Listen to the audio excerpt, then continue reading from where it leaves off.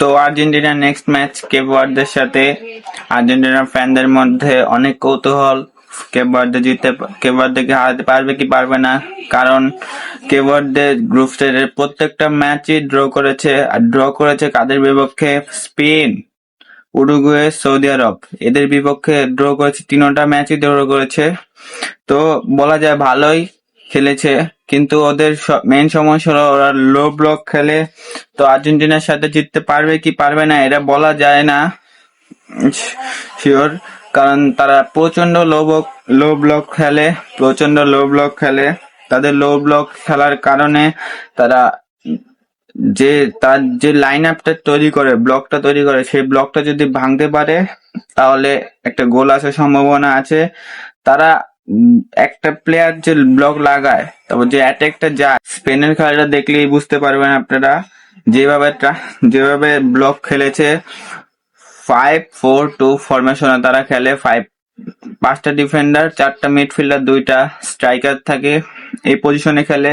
তারা প্লেয়ারকে ধরে ধরে খেলে, প্রত্যেকটা প্লেয়ার 11টা প্লেয়ার ধরে খেলে, তারা ঢুকতে দেয় না। তো আর্জেন্টিনা জিততে হলে তাদের মেন ভূমিকা থাকবে তাদের ফুলব্যাক গুলা, যে মেদিনা আর মরিনিয়া, এই ফুলব্যাক গুলা। কারণ তারা উপরের দিকে উঠতে হবে, তারা ফুল ব্যাক খেললে হবে না, তাদের উপর দিকে উঠতে অ্যাটাকে যেতে হবে। কারণ তারা লো ব্লক খেলবে, তারা তো অ্যাটাকে আসবে না, কেপ ভার্দে অ্যাটাকে আসবে না।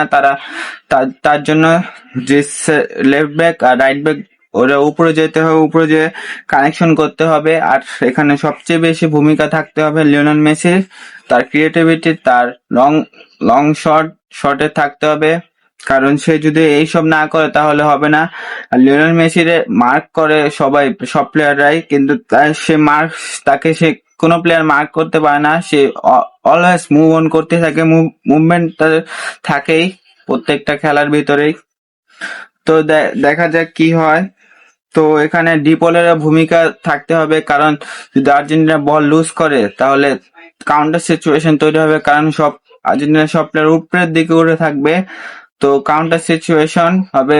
ওই কাউন্টারটা ঠেকাতে ডিপলের অনেক বড় ভূমিকা পালন করতে হবে। আর এই যে ফুলব্যাক গুলা আর্জেন্টিনার, এগুলা ক্রস খেলবে না, কারণ ক্রসে পারবে না। কেপ ভার্দেরটা ভালোই লম্বা প্লেয়ার, আর ওখানে গোলকিপার তো ভোজিনিয়া ভালোই সেভ দিচ্ছে। তো এটাই ওভারঅল পারফরমেন্স। আমার মনে হয় যদি একবার অফেন্সিভলি আর্জেন্টিনা যদি তাদের লো ব্লকটা ভেঙে ফেলে একটা গোল দিয়ে দেয়, তারপরে গোলের সংখ্যা অনেক বেশি বেড়ে যাবে। তবে বলা যায় না কি হয়, যদি লো ব্লকটা ভাঙতে না পারে তাহলে মুশকিল হয়ে যাবে। আমার প্রেডিকশন আছে 3-0 টু আর্জেন্টিনা। তো আপনার প্রেডিকশনটা কমেন্টে ড্রপ করে দেবেন। তো ভিডিওটা ভালো লাগলে like, channel subscribe. Bye bye.